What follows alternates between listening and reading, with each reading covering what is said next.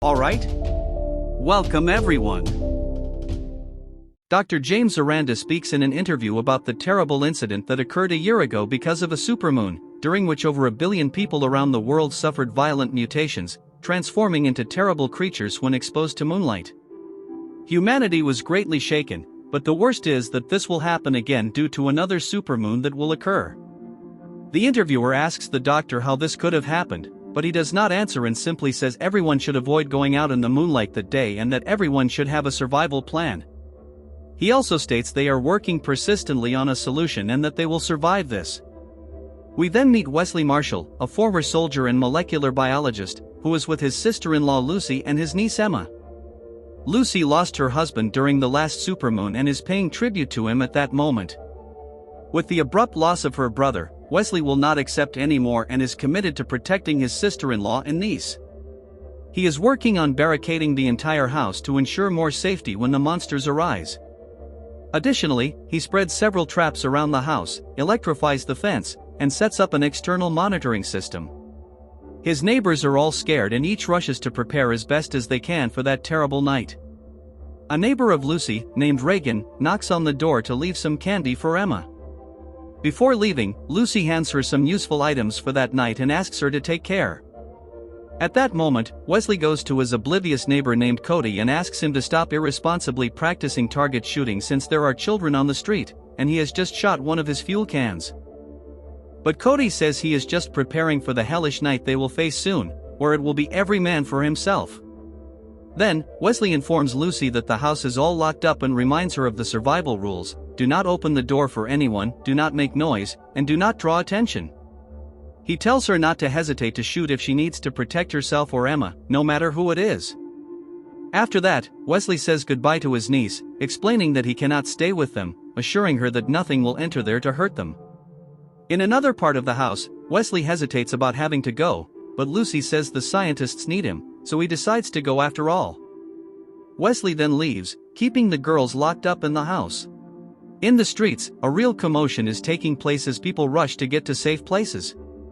In a press conference, with scientists and military leaders, Dr. James introduces the team that will work hard to find a solution to that evil, and Wesley is among them as an essential member.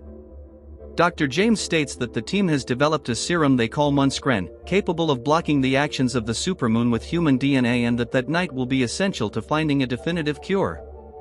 He then concludes by wishing everyone good luck. Inside the facilities, scientists and military personnel direct volunteers to be test subjects and test the serum's effectiveness by exposing them to moonlight that night, in order to find an effective and definitive cure if the serum works. One of the test subjects is Miles, the husband of scientist Amy. Miles is then bound with strong chains and locked in a massive cage. With the sun already hiding on the horizon, the population enters a countdown to the worst moment. Wesley and others from the team put on special suits to avoid mutation from the light of the supermoon and head to where the test subjects are.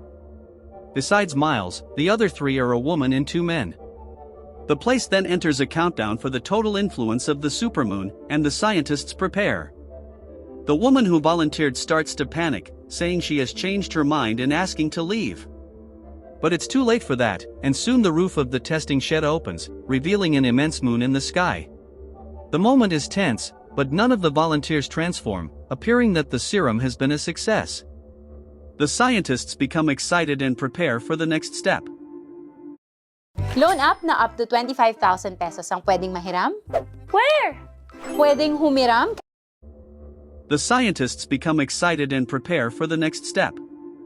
Meanwhile, on Lucy's street, we see a shadow passing quickly, alerting Cody and Lucy, who is with her daughter. The lights in the houses begin to flicker, making the moment even more concerning. Lucy looks at the monitors but sees nothing unusual. Reagan, however, at home, calls for her mother, but there is no answer. She begins to gasp and becomes frightened when suddenly behind her we can see the monstrosity rising to attack. Meanwhile, in the testing wing, Dr. James enters the area where the volunteers are, and Wesley shows the serum acting against the mutation. Wesley states that whatever this mutation is, it appears to be a kind of dormant defense response triggered by the supermoon. James asks why this is happening only now, but Wesley still doesn't know the answer to that. However, suddenly Miles starts to feel something and his body begins to enter a state of mutation. James orders them to immediately spray the serum on him, but Miles, already transforming, grabs the machine with one of his hands that is already growing fur. The monster throws the device away, and chaos begins in the area. As a result, the other 3 volunteers also begin to transform. The system in the facility starts to malfunction, and even with Amy shouting to quickly close the roof, this cannot be done because of an electrical failure. While chaos ensues and the volunteers transform into monsters, Wesley realizes that Miles has also been exposed and is mutating. He tries to apply a tranquilizer, but it does not work. The transformation completes rapidly, and he attacks one of the scientists, running afterward. The madness and despair are so great at this point that while Wesley carries his injured colleague to a safe place, another scientist shoots desperately in all directions in an attempt to hit the monster, but what he achieves is merely freeing one of those imprisoned in the cages. The werewolves unleashed inside manage to eliminate the scientists, including the one with the gun. Some scientists are being escorted by military personnel outside while Amy is trying to get out. She ends up encountering Wesley and the injured colleague when they hear a roar coming from the corridor ahead, then change direction to enter another room. The monster catches sight of them and runs to grab them, but they barely manage to lock themselves in another room. Meanwhile, Lucy gets scared seeing the movement of the beasts on the cameras. Cody is waiting for the monster's attack and aiming outside at one of them on a tree. He begins to shoot. Wesley's colleague and Amy's injured friend cannot withstand their injuries and dies.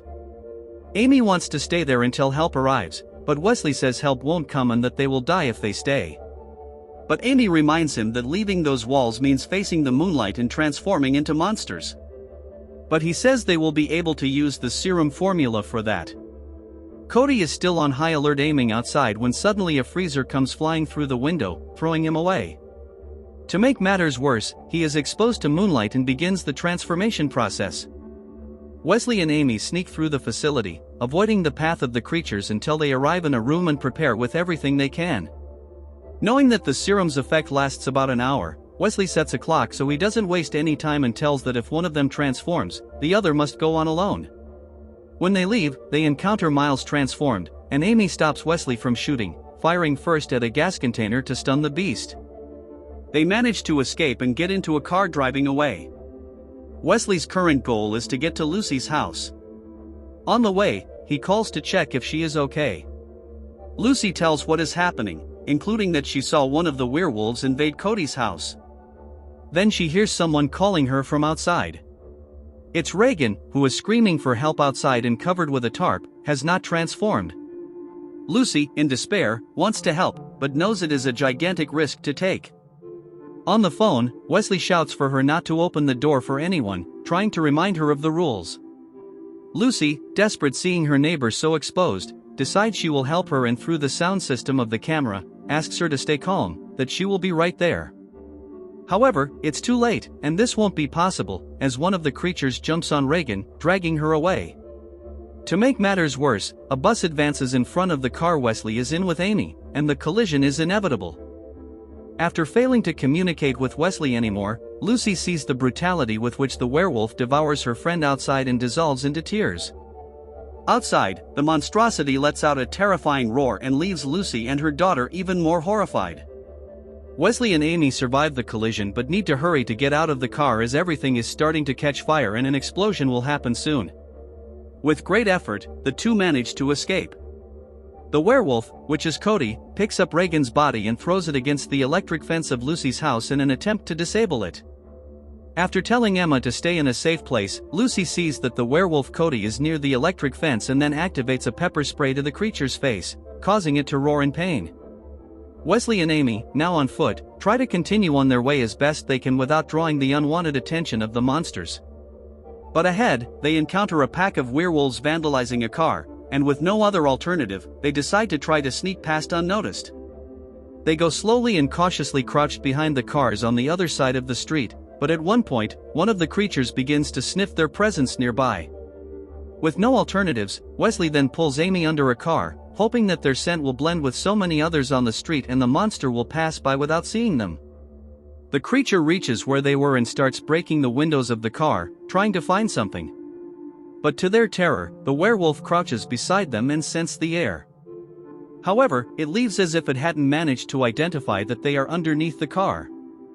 The werewolf Cody desperately tries to relieve the burning in his eyes, pouring all the water he can, and already recovered, lets out a terrifying howl, making Lucy more fearful. Believing that the werewolf has indeed left, Wesley and Amy get out from under the car and look around, seeing that apparently the monsters are gone.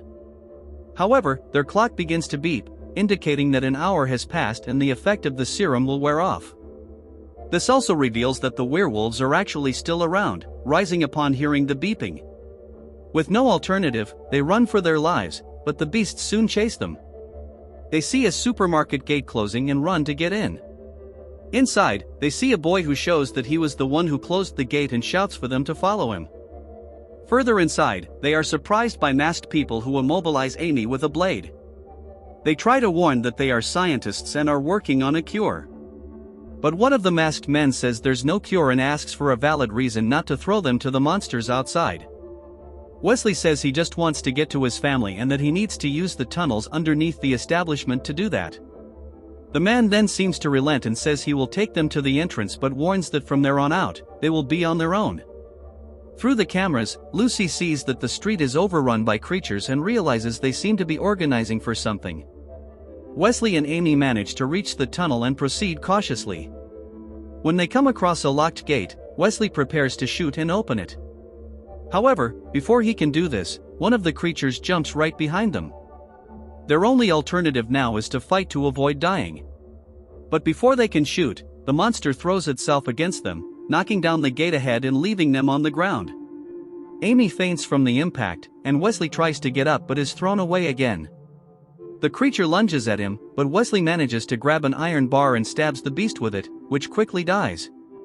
Amy wakes up and helps him up so they can move on. Further ahead, they finally reach an access to the street, but soon stop to avoid being affected by the light of the supermoon. They cover themselves with tarps and try to move on. Upon entering a nearby store, they accidentally trigger an alarm but quickly turn it off since they know it will draw the creature's attention like an invitation to dinner. They have another dose of serum for each of them, but as it's very hot, they need to put it in the freezer to cool it before spraying it on themselves, hence the reason for entering that store.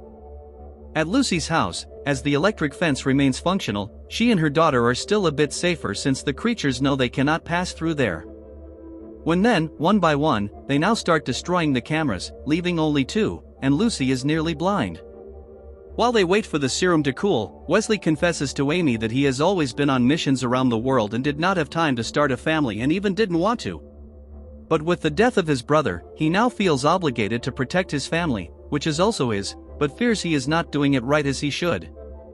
Amy comforts him by saying he is doing his best. At this moment, the serum reaches the ideal temperature, and while Amy goes to find something to keep it cold for the trip, Wesley hears a noise beside him and goes to investigate. He comes across a young woman with her back to him as if she is eating something. Wesley tells her to turn around and asks how she got in there. However, when the young woman turns around, he sees that she is semi-transformed and eating a cat. Wesley, not wanting to shoot, tells her not to come closer, but it's no use, and she advances. However, Amy arrives at that moment and electrocutes her with a taser, rendering her unconscious. Outside Lucy's house, the werewolves, now following Cody's orders, launch themselves against the electric fence in a fierce attempt to knock it down. The creatures throw themselves against the fence, and the lights in the house begin to flicker. Lucy then arms herself with her shotgun and prepares for the worst. She observes through what remains of the cameras and sees one of the monsters pushing a post to fall on the fence, thereby causing a complete blackout in the house. Now with free entry to Lucy's property, only the doors with barricades remain to prevent the monsters from invading all at once. The traps catch some, but others are already banging on the doors and windows to get in. Lucy and Emma spread emergency lights throughout the house and prepare for the attack in the living room. Lucy notices one of the monsters is on the ceiling, but hears that it has been caught in one of the traps that Wesley set, giving them more time. After taking another dose of the serum, Wesley and Amy continue through the streets to reach Lucy's house. Along the way, they come across a group of heavily armed people well dressed against the light of the supermoon, who are fighting against a pack of werewolves. Wesley sees this as an opportunity to reach his sister-in-law and niece's house faster. The armed group manages to drive off the pack of monsters for now when Wesley and Amy reveal themselves and ask not to shoot. Even with the strong pleas and affirmations that they are protected against the light of the supermoon due to the serum, the men do not listen, when suddenly a werewolf attacks one of the armed men, and another shootout against the creatures begins. This forces Wesley and Amy to protect themselves as best as they can from the crossfire and the creatures. More and more werewolves are attracted to the location, and the armed men are defeated. Realizing that the creatures are surrounding them more and more, Amy has the idea of using herself as bait, asserting that she has a theory that needs testing. She manages to convince Wesley by saying he needs to get to Lucy and he asks her not to die. Amy attracts the creature's attention, and one of them approaches with heavy steps. The creature sniffs her without attacking immediately, giving her a slight nibble. Amy then stands against the creature, letting out a scream of dominance, which causes the monster to respond with an infernal roar right in her face. At that moment, Wesley shouts from the top of one of the cars, and with an anti-aircraft machine gun, he targets the creatures, who soon scatter, trying to take refuge. Once the monsters have run, Wesley shouts for Amy to run and get in the car with him to escape. But before she can get in, a monstrous hand grabs her and drags her up. Wesley tries to see her, but it's too late, and both the monster and Amy are already out of his sight. With no options left and needing to reach Lucy, Wesley quickly drives away. Lucy has already wasted several bullets shooting at the ceiling, killing some monsters that managed to enter. However, the monsters continue to come, and already running low on ammunition, Lucy finds herself in a worrying situation with her daughter. Beyond the ceiling, some others are about to break down one of the doors. Once the bullets run out, Lucy now only has knives and a can of pepper spray to defend herself with her daughter. The barricades and even the ceiling can no longer withstand, so one by one, the monsters begin entering the house as Lucy and her daughter look for a place to hide. Just as they are about to find mother and daughter, the sound of a horn outside resonates loudly. It's Wesley who has arrived and is trying to draw the creature's attention.